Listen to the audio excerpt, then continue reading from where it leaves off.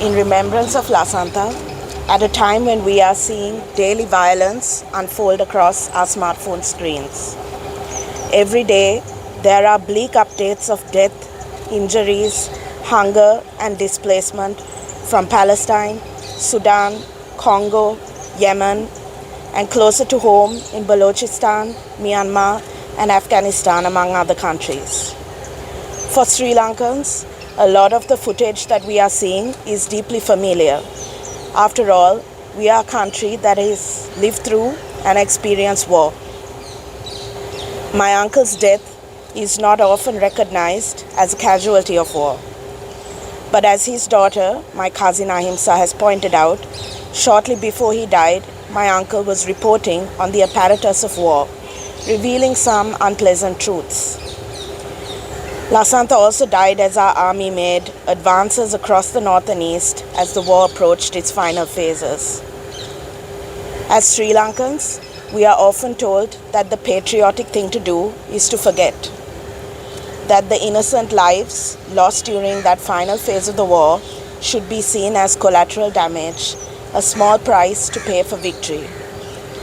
Today, we are seeing people around the world marching for peace, reading the names of Palestinian children killed in Israeli airstrikes, fundraising for children in the Congo, and talking about sexual violence in Darfur. At this time, young activists have shown startling moral clarity and a willingness not just to march, but to boycott, to call their representatives, and to learn the histories behind violent conflicts around the world. I think that this is fitting for us to talk about and to remember as we are coming together today to remember Lasantha Wickramatunga, a man who thought a lot about power and people in power, who tried to expose the machinations of corrupt politicians and businessmen alike, and who ultimately paid a heavy price for doing so. Even though he is no longer with us, his legacy lives on in all the journalists that passed through the newsrooms where he worked, many of whom continue to work in media and to pass on their knowledge to the younger generation.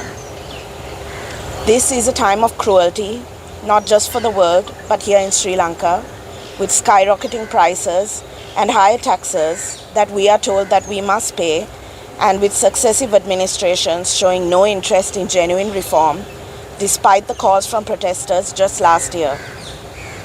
Once again, we are being told that the patriotic thing to do is to forget. And especially in Colombo, there are many who are all too willing to oblige, especially those who find it difficult to imagine an alternative future for Sri Lanka that does not depend on political patronage. You would think that after the privations experienced last year, people would have realized the heavy cost of accepting the status quo. But we forget that there are many who benefit from the status quo across many different sectors. However, rather than stand on the sidelines and throw up our hands, I am proposing that we choose to remember rather than to forget. And not just to remember Lasantha, his humor, his kindness, his relentless pursuit of a story, but all the fearless journalists and media workers like him who lost their lives. Especially the Tamil journalists from the north and east, whose stories and names are so often forgotten. And I hope too that when it comes time to cast our vote, that we vote consciously, choosing not to vote for racist, corrupt, or power-hungry politicians. I know that if my uncle were here, he would be in the thick of the action, writing scathing editorials and exhorting people to make the right choice. So let's make the right choice, whatever that might mean for each of us. And let's continue to remember and to resist. Peter, who spoke about remembering, memory, and what do we remember? What is it that we remember of Lasantha, of the newsroom that he managed and he pioneered, the brand of journalism that he introduced to Sri Lanka, fostered, maintained. And 3 nuggets from each of the speeches before me. 15 years is a long time. Memories are fading.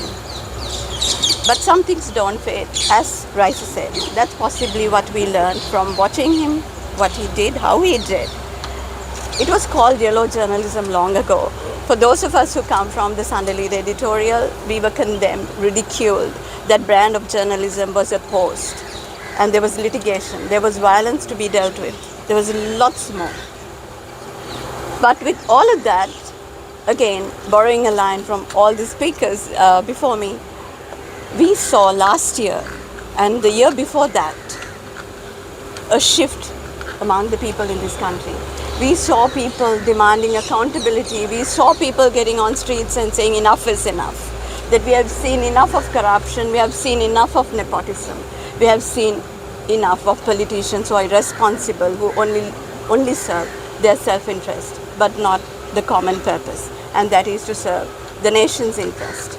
15 years, again, is a long time. So 13 years later, these young people, it was just 13 years, right? And people did draw from the stories, those ridiculed stories, those labeled as yellow journalism, those condemned by some people, some section of the people, as their slogans. The stories that told the horrific story of Sri Lanka, that was technically, that there was political collapse. There was absolute systemic collapse in this country. But for 15 years, before that, before Aragalya took place, he has been telling these stories before people. He has been telling people, please be conscious of what's happening before your eyes. Pay attention. Be a concerned citizen. We all hopefully can become that concerned citizen today. And whether you vote despite the political choices you would want to make it something that makes Sri Lanka win. And that's really important to remember. We also speak a lot about dangerous speech today. It's a fad today to talk about dangerous speech, about hate speech, talk about an editorial. In the South, Raisa spoke about the northern newsrooms and the fact that we hardly ever remember what went on there and the kind of suffering people went through, which is true. But if you think about the South, I think I'm right to say that no southern newsroom actually went through what the Sunday Leader went through. And that would also be a painful fact that we should all remember. Narratives were created against the newsroom, its editor, and why we were doing what we were doing. And the fact that all these stories were planted, there were so many theories about how we told our stories and what we told. I just want to share 3 quotes from, 2 from him. In October 2008, he gave me an interview. This is way too, close to his death. When I was doing the Status of Media in Sri Lanka report for the Asian Media Forum, and in which he said, this is about narratives. Now we all know Lasantha is a man who proposed an alternate narrative and mainstreamed it. Maybe it was extremely unpopular, hence the gathering today. So going back to what he said, I quote, there is a dangerous master narrative that's been created. Unfortunately, media too plays a role in promoting racism and in polarizing the Sri Lankan people. It is the heroism at the expense of it is the heroism of some at the expense of some others. And journalists are as complicit as the politicians of this land. It calls for a review of how we practice our craft and why. Should we not tell the stories of all the people of Sri Lanka, their angst, their suffering, their quest for justice? Unquote. We all recognize the fact that he championed unpopular causes and he was very public spirited and his content was analytical, insightful, and the operative word I think would be humane. He remembered people. He put people at the center of that storytelling. And in that alternate narrative, he also kept, through that, a nation extremely well informed. Another thing that he did was to tell me during this interview about our idea of patriotism. Raisa did refer to patriotism. Patriotism is one of the most abused words in this country. I quote again, there is patriotism that is blind and meek, endorsing acts and omissions of those with power or those drunk with power.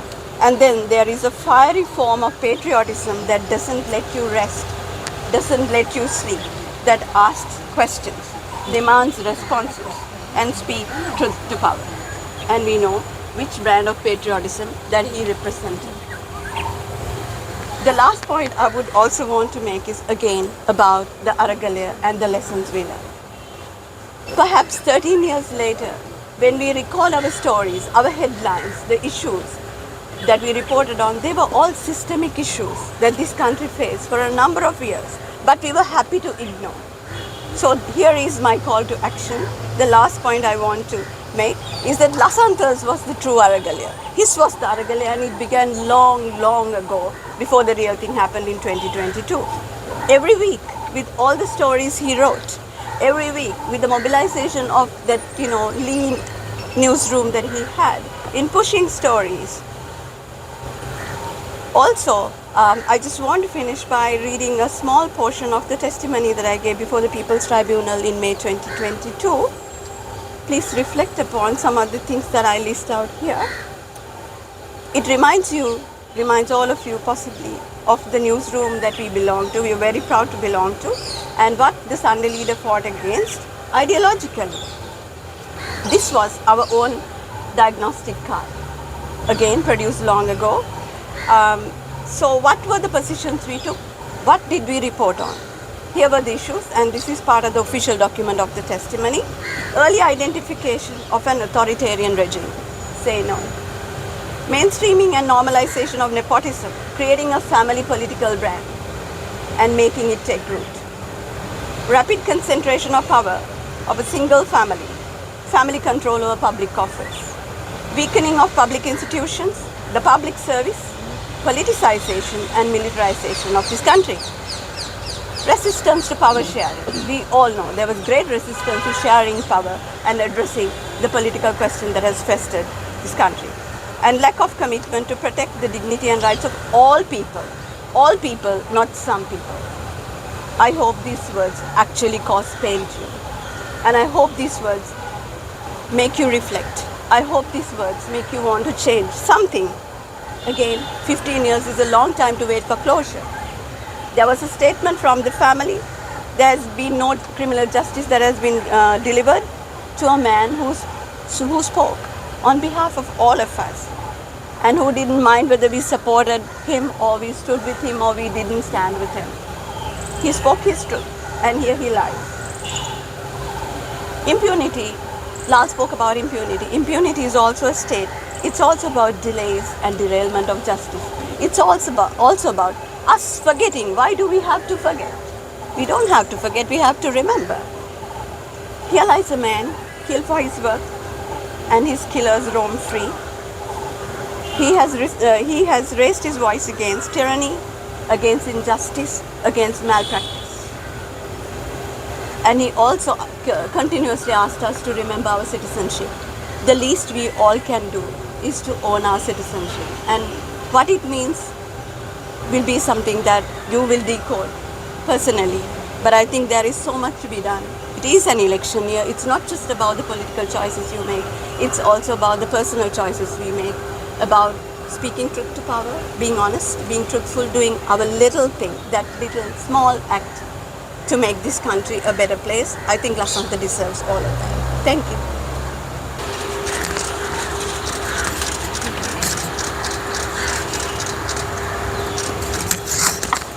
Rauf Hakim and Lasantha Wickramatunga. එක්සත් ජාතික පක්ෂ රත්මලාන සංවිධායක